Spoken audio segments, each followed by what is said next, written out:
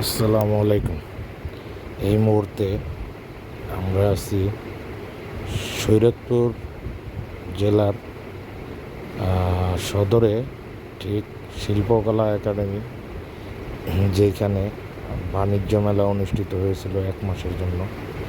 তো আজকে লাস্টের দিন, আগামীকাল থেকে বাণিজ্য মেলা আর থাকতেছে না শরীয়তপুরে।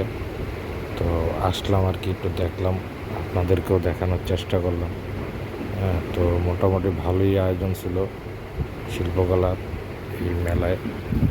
খুব জমজমাটি ছিল, সব ধরনের সামগ্রী নিয়ে বাচ্চাদের খেলাধুলা সহ অনেক আয়োজন ছিল এখানে।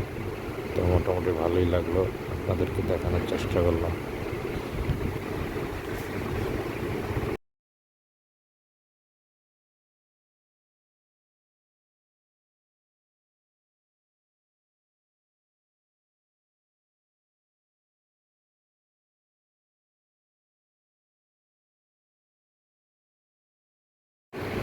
মোটামুটি অনেক আয়োজন ছিল শরীয়তপুর শিল্পকলা একাডেমির এই মেলাতে।